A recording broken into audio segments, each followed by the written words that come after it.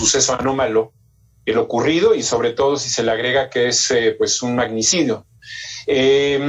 Digamos que los datos que tú comentas es interesante.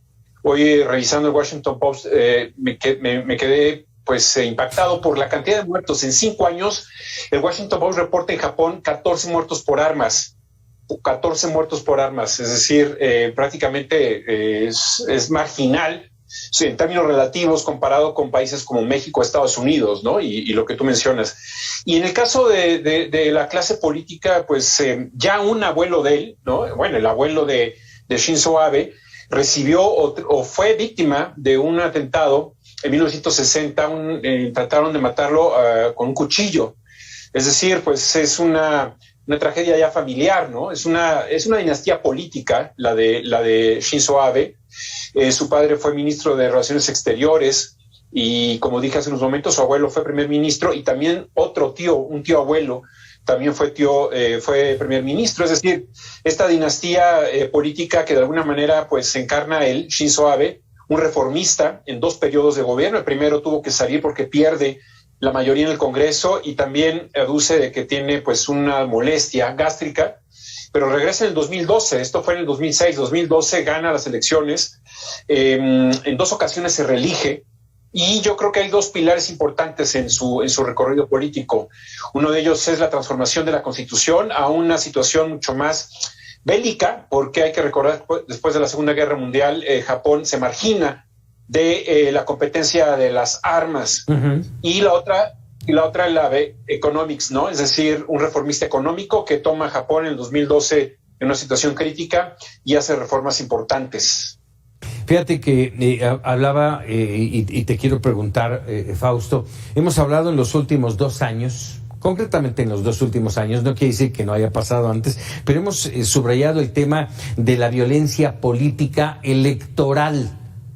Y estamos hablando de que en Japón estamos a días de un proceso electoral. ¿Tiene un impacto? ¿Tiene una relación? Invariablemente sí lo tiene, pese a que el partido del gobierno y al que pertenece Shinzo Abe también pertenecía, es el más fuerte. Yo creo que el domingo, con mayor razón, la gente va a salir a apoyar, ¿no?, la democracia, porque pues no puede ser amenazada por un individuo que quizás tenía ciertas diferencias con el ex primer ministro, o no le gustaba porque perteneciera a ciertos organismos, como se viene hablando en las pesquisas, en las primeras pesquisas, pero políticamente sí tiene una repercusión. Al ser un magnicidio, evidentemente sí tiene una repercusión directa.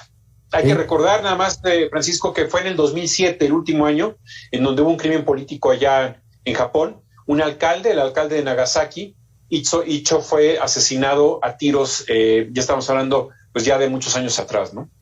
Ex primer ministro, ¿cuál era el peso político, el peso político de Shinzo Abe y su legado? Sí, yo creo que deja un partido robusto, el Partido Demócrata, Liberal Demócrata. El legado, insisto, creo que trató de mejorar las relaciones con Estados Unidos. Desempeñó un papel con una política más armamentista, más militarista. Esto con base a el crecimiento de sus rivales, como China, por ejemplo, o Corea, ¿no? Y también Corea del Norte, ¿no? Entonces, bajo este esquema, pudo relacionarse con Donald Trump. Convenció a Donald Trump de que no lo tratara como a otros presidentes, no le aplicó aranceles a su economía. Lógicamente, Donald Trump sabía que el frente a vencer era China, no Japón. Japón era un aliado. Y esto, pues bueno, generó también muchas molestias también en el seno de Japón, ¿no? En la demografía juvenil, por ejemplo, el acercamiento con Estados Unidos, o la modificación del artículo 9 de la Constitución japonesa, de que ahora ya puede Japón intervenir en momentos en donde otros países también tengan actividades bélicas. Puede ser aliado de otros países. Antes de Shinzo Abe no había esa posibilidad. Entonces, yo creo que en la parte económica también, como dije hace unos momentos, los Abeconomics es una reforma importante en donde le da más prioridad al gasto público, a una reforma también monetaria importante, una expansión monetaria en su economía y algunas reformas. Le llegó la pandemia, lo criticaron fuertemente al inicio de la pandemia porque sus reacciones fueron lentas.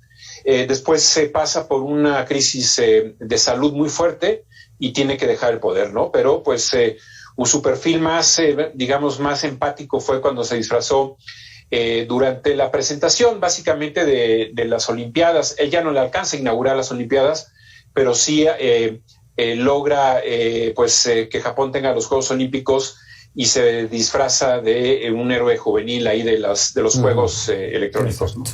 Fausto Pretelín, te agradezco como siempre que nos regales unos minutos, que no sean los últimos, por supuesto. Con mucho gusto. Muchas Francisco, gracias. Te mando saludos. Buenas noches. Muy buenas noches.